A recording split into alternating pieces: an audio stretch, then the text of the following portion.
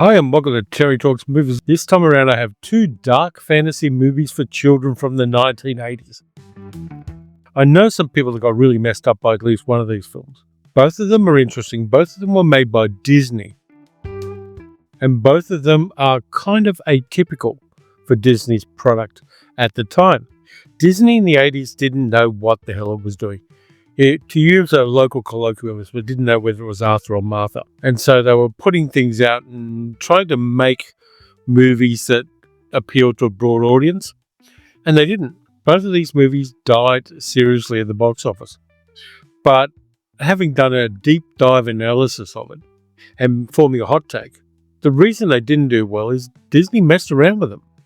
Both of them had lots of studio interference in the process of making them, and that diminished both films. Let's start with the first one, 1985. You remember 1985, it was in all the newspapers at the time. Disney decided it was going to do an adaptation of two of L. Frank Baum's Oz novels, and they made it into a movie called Return to Oz, directed by Walter Murch, the famous film editor, who only ever directed this one film. And I can understand why he got messed around making it. It wasn't based on the Wizard of Oz novel, but it was based on The Marvelous Land of Oz and Ozma of Oz, two of the later Oz novels by L. Frank Baum. Fortunately for Disney, the novels had fallen into the public domain and they didn't need to worry about copyright or paying the owners of the intellectual property any money.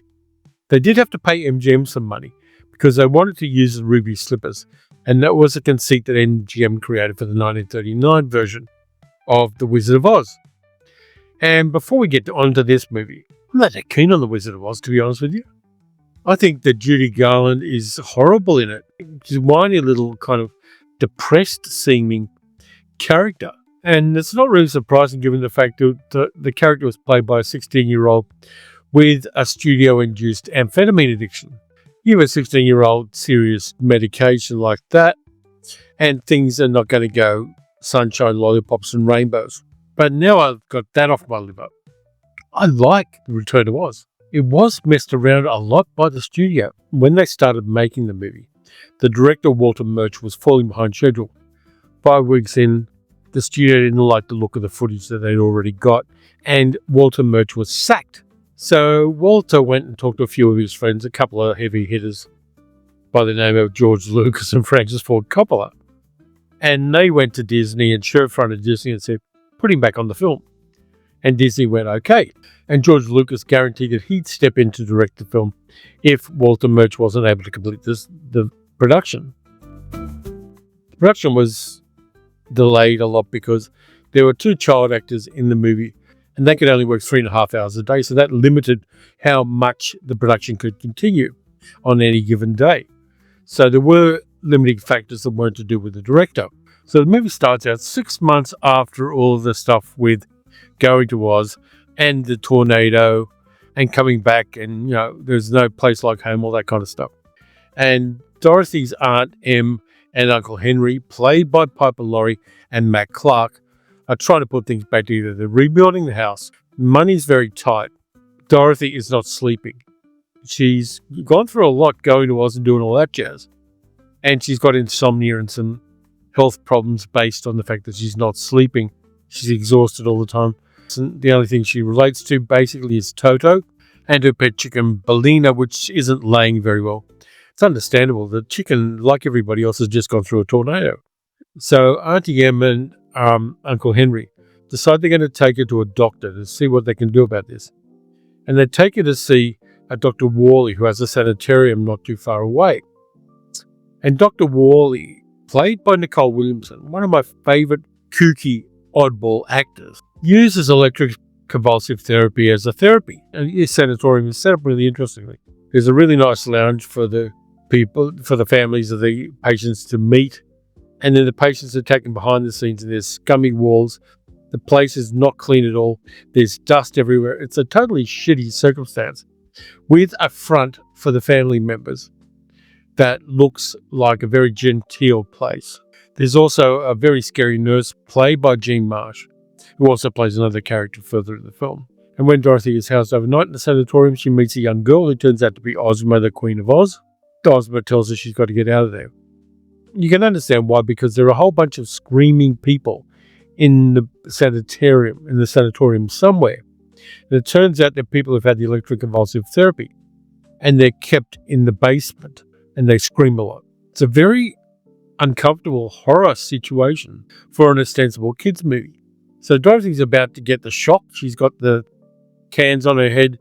There's a really beautiful steampunky looking electrical device behind her being operated by Nicole Williamson, who does the change in tone between the very nice public persona of Dr. Worley and Dr. Worley as he is to the patients. Then the power cuts out. And while the power cuts out, the young girl rescues Dorothy and they run away in the middle of the thunderstorm. They fall into a river and they're swept away. And then Dorothy wakes up in a chicken coop with Belina, her chicken, and has been transported magically to Oz. But Oz has undergone some changes in the 6 months since she was there. And it looks like it's been a lot more than 6 months in Oz. Maybe there's a time difference there. Her old house, which fell on top of the Wicked Witch of the West, is looking very decrepit. The city of Oz is in ruins, and most of the people there have been turned into statues. A little bit of a Medusa thing going there, but not Medusa. All of this has occurred because Mombi, played again by Jean Marsh, and the Gnome King, played by Nicole Williamson, have basically destroyed Oz. And Mombi is running what used to be Oz. And Mombi is a really weird witch. She has detachable heads and she cuts the heads off other people to use as substitute heads for herself. And there's a whole gallery of alternate heads for Mombi there, which seem to be aware and awake and alive. And as Dorothy is shown down this gallery of heads, they're all looking at her. Very creepy stuff. This has a really dark tone for a kids' film. The ruins of Oz are also inhabited by a bunch of people called wheelers, who are kind of like punks who have wheels for arms and legs.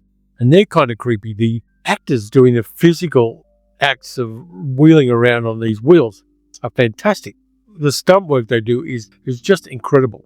And I love it. They make a very weird and unusual and kind of unique villain for the piece. Though it's not really clear how the wheelers are going to capture anybody when their arms and legs seem to be attached to wheels. It doesn't look like opposable thumbs are a big thing with these guys. Nonetheless, it sells itself really well. They've got really scary masks on the tops of their heads. They're wearing evil New Age makeup, and they're not nice people at all. Dorothy, who has found a key to Oz in the farmyard, flees the wheelers and ends up finding TikTok, one of the army of Oz, a mechanical clockwork soldier who is really cool. Big rotund looking thing. He looks like a steam kettle, where he has 3 clockwork keys on him. One for thought, one for action, and one for speech. So he's got 3 keys on different parts of his body that need to be kept wound up, otherwise he is going to just flub, which is inconvenient. You'd think they'd find a better mechanism than that. Put a wind turbine on the guy, something like that. But for plot convenience, it works. So Dorothy and TikTok and Belina the chicken escape from Mombi by making friends with Jack Pumpkinhead, a scarecrow with a pumpkin head, who thinks at first that Dorothy is his mum because he's got mummy issues. And they construct a flying creature out of furniture and the head of a gump, a moose-like animal. So they put this wall-mounted head on top of this flying thing made out of palm fronds and furniture and sprinkle the powder of life over it, and it becomes a living thing. And they fly away from Mombi directly to the mountain of the Gnome King. Now, the Gnome King is fantastic in this film. I loved it. Part of it's done with claymation, as indeed are its minions, who can flow through rock and look through rocks to the outside and spy on people by appearing in the rocks. I love claymation as a stop motion technique. It's very difficult to do. It's a lot harder than doing other kinds of stop motion because you've got to smooth out the clay each time and move it just a little bit. Really painstaking kind of effect, but it works well for the Gnome King and his rock creatures. It doesn't have to look realistic at all because it isn't. It is flowing rock. That's where we see the second iteration of Nicole Williamson in this movie as the Gnome King. Partly we see it as Nicole Williamson in some substantial makeup, And part of it is Nicole Williamson doing the voice work with the claymation portraying the character. Really like it. And Williamson, if you can ever find Kenneth Tynan's essay about Nicole Williamson, crazy guy, but incredibly talented in a number of different ways. A total madman, but just a once-in-a-generation talent. And he shows it here, going from the benign Dr. Wally to the mean Dr. Wally to the Gnome King. He has a lot of fun in this movie and does incredibly well with it. And for me, he's the most valuable player in the film. So Dorothy and her little army of people have to go up against the Gnome King and go up against Mombi, and they defeat them, and everything is okie dokie with Oz. Then Dorothy gets the ribbon slippers from the Gnome King, who has them for sartorial reasons, I suppose, and gets back to Kansas okay, and lives with her aunt and uncle happily ever after. This movie was supposed to be a lot broader than it was, but when Disney started having the concerns about Walter Murch directing it, and you got to remember this guy was the GOAT when it came to film editing and film production. He was the film editor on things like The Conversation for Coppola. Whole bunch of films. If you look up Walter Murch's filmography, it's mind-blowingly good. And this is the only film he ever directed. And it's good direction. The direction is great. The use of special effects is great.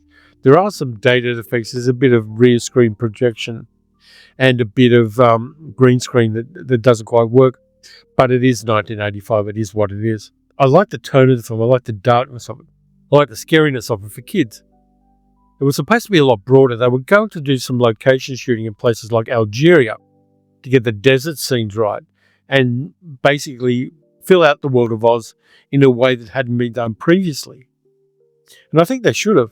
Had they made it a lot more panoramic, I think the movie would have been much better for an audience. But because of the limitations Disney imposed on them and the budget restrictions they put on them, a lot of the stuff had to be filmed in studios, and it feels and looks like it's filmed in studios rather than on a much broader canvas. The scenes filmed in Kansas, which were actually filmed in the Salisbury Plains in Wiltshire, look good. I mean, this is Walter Murch showing his talent. And those were the scenes that were filmed first. They're the ones Disney didn't like because Disney didn't know what people wanted. And you could argue they still don't. You got to remember, this is Disney flailing in the 1980s. This is Disney before they bought Lucasfilms and before they bought Marvel and before they started remaking their cartoons as live-action movies. I really love the production design in this as well. The production design for the Kansas scenes is fantastic. The production design for Oz and for the Kingdom of the Gnome King and for Mombi's Palace are wonderful. There's beautifully sumptuous things to look at. And even things like the physical modelling of the TikTok costume, where they had an acrobat standing on his hands to make the legs move. I love that. I like Jack Pumpkinhead, which was the inspiration for Jack Skellington in The Nightmare Before Christmas, which Tim Burton has admitted. Even like the animatronic chicken, Belina, that's perfectly matched to the real chickens they used. It becomes very easy to believe that suddenly you have a talking, intelligent chicken there. This movie looks fantastic in parts, but I would have really loved it if they had done some great landscape work. Oh, by the way, the original cinematographer was Freddie Francis, who quit because Walter Murch was taking too long with things. So originally they were going to do location shooting in Algeria and Italy, and I could see parts of, say, the Amalfi Coast in Italy, which would have been perfect for Oz and the Emerald City on Oz. But they didn't do that because Disney was a cheap lot of bastards at the time. Just to summarise on Return to Oz, it could have been better than it was, but it's not bad as itself. It works well. The creativity is there. I love that claymation. I love the choices they made in casting. Jean Marsh is really good as Mombi and as the evil nurse. Nicole Williamson's fantastic. Papa Laurie is great as Auntie M, and a good choice there. Fairuza Balk is really good as Dorothy, pretty good for a 10-year-old who didn't have a lot of previous acting experience. And when Dorothy needs to be forceful and needs to be active, she does it quite well. The budget of the movie was $28 million and it made 11.1 back. But it's a movie that a lot of people saw as kids were traumatized by, and of course they're watching it now because any movie you were traumatized by as a child, as an adult, you're going to go, I'm not going to be scared of that now. I'm going to watch it. And they do. And it's got a cult reputation since then, and rightly so. It's a really interesting film. It works well. I think it's incredibly underrated.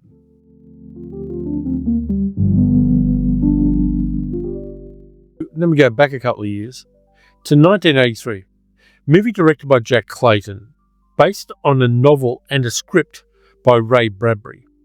And in this movie, you can see a lot of where Stephen King was influenced by Ray Bradbury.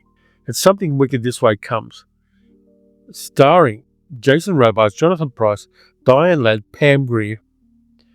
It's a great dark fantasy, but it couldn't be better. I'm going to tell you why they stuffed it up. For a start, Ray Bradbury got pissed off because there was a script rewrite. They got John Mortimer in to do it. John Mortimer, who did Rumpole and the Bailey, did a script rewrite. So Jack Clayton and Ray Bradbury fell out about the production, and they put together a cut of it, and Disney didn't like it. Disney didn't like what Jack Clayton did with it. They didn't like the script. They didn't like a lot of the stuff there. So they fired the original editor, scrapped the original score by Georges Delerue, delayed the film's release by 5 months, and spent $4 million on new changes, and they did a lot of time reshooting the film as well and rescoring it before they eventually released it. So basically, there are a lot of fingers in the mud pie. That's never a sign of movies going well. When the studio goes, no, I don't like a guy who's had a 40-year career doing really solid movie soundtracks, so we're going to get a generic James Horner soundtrack instead.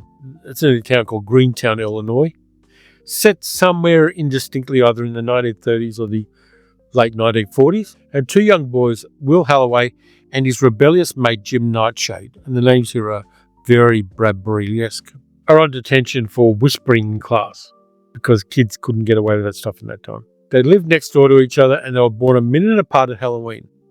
And Will is older by a minute and Jim kind of doesn't like that.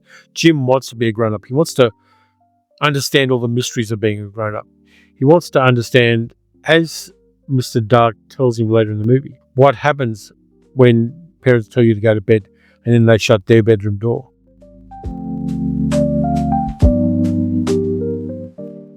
He's got a curiosity about the world beyond his years. It's autumn in Illinois. The leaves are falling from the trees. The winds are getting colder. The days are getting shorter. And a lightning rod salesman called Tom Fury, played by Roy Dano, comes into town and sells lightning rods. Jim Nightshade buys one for his house and nails it up on their chimney. And what neither of the boys know is Tom Fury is doing that to protect against evil. He's doing it to protect the families of the town against evil. And he knows where evil is going to strike. Again, is that layering of magic and layering of mystery that works really well in this film. In the middle of the night, a carnival arrives by train and sets itself up immediately, magically. Mr. Dark's carnival. And the carnival gets set up and the people of the town go to it, not knowing that the carnival and all the people who work in it are autumn people. They are drawn to misery and unhappiness and they feed on it. And in feeding on it, they transform and enslave the peoples whose misery they feed on. Mr. Dark's played by Jonathan Pryce. And I think he's kind of okay in there, but I think there may have been some problems when they did the reshoots where he was okay in the character. But to be honest, I would have liked to have seen Nicole Williamson playing Mr. Dark. I think it would have blown the roof off the movie because he had that ability to play benign and play monstrously evil as well. Whereas Jonathan Pryce, a fine actor, I don't think had the toolkit or wasn't given the opportunity to give us a fully evil Mr. Dark. And because it's Disney, of course, they wouldn't have wanted it to get too dark. And so the unhappy people in the town start getting altered and having their wishes fulfilled by Mr. Dark. The school teacher, Miss Foley, who's an older lady, regains her youth, but the downside to that is she's blind. She's led away by the carnival. The barber, who's a middle-aged Italian guy, is lonely for female companionship, and so he's taken away by the carnival and becomes a bearded lady. There's an amputee bartender, played by James Stacey, an actor who himself was a double amputee after a motorcycle accident. He's given his leg and his arm back, but becomes a young boy. And he's not able to play football the way he did when he was a football hero in the past. By the way, James Stacey, if you look him up on Wikipedia, did some enormously egregious things in his later life, and probably earlier than that. And so seeing him in the film and then doing the research on him was a very dark rabbit hole to go down. So Mr. Dark also has people helping him. He has an evil guy called Mr. Cougar, played by Bruce M. Fisher, whom he can regress to being a child by putting him on the carousel in the carnival and riding the carousel backwards, and it becomes younger and younger. And he also has another character called the Dust Witch, played by Pam Grier. And Pam Grier only gets a couple of lines in this movie, but she brings a lot of that Pam Grier riz to it. Her Dust Witch is a fortune teller and also a seductress who has some moments of real evil in this film, but I would have given Pam Grier more to do, basically, because she has the gravitas and the charisma to give us more than this film was able to give us, because it's Disney and they put the brakes on anything really interesting. The two kids playing Will and Jim, Vidal Peterson and Sean Carson, are okay. They're not particularly gifted child actors. And then Will's father, played by Jason Robards, who is somebody who started a family when he was older. And he's torn by the fact that the previous summer, his son was drowning and another man rescued his son from the river. He wasn't able to because he can't swim and he's older. And so he's feeling emasculated by the fact that he's an older father and he can't rescue his own son. And so he's got some issues there about his age, which Mr. Dark tries to play on, where Mr. Dark confronts Mr. Holloway in the library where he works. He doesn't have a big butch job.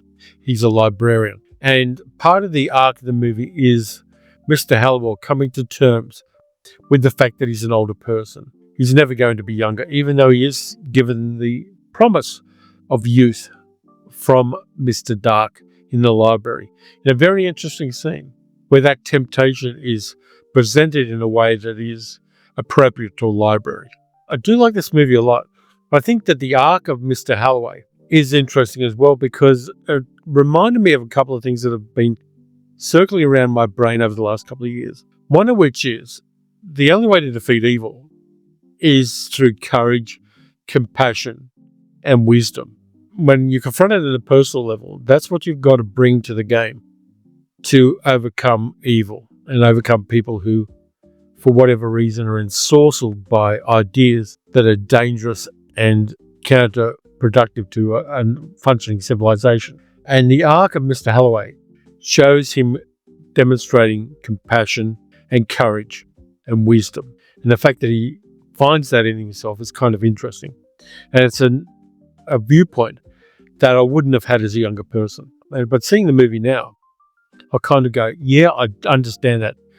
I could see where that guy's coming from, and he is on the right track. Disney imposed a voiceover on the start and the end of the film with an older Will talking about the events of that autumn, which is totally unnecessary. It doesn't need to be done. Everything's there on the screen. Disney wanted something a bit like the movies Walt Disney was making in the 1960s, those pre-World War II Middle America nostalgia fest. But it's a Ray Bradbury dark fantasy movie because it's a Ray Bradbury dark fantasy intellectual property, which Disney inherited because it was originally produced by Bryant Productions, which was Kirk Douglas's production company. And they had to deal with Universal. That fell through, and then Disney did what Disney does, which is to say that Disney stuffed it up. Both of these movies could have been much more interesting and much better, and probably had a longer tail financially had Disney not messed around with them. And you find that with a lot of movies Disney made and continues to make, where their interference is to protect their brand and not protect the story being told, and telling it in the best, most imaginative and most cogent way possible. They're not good at that, and they never have been. They probably, arguably, may never be.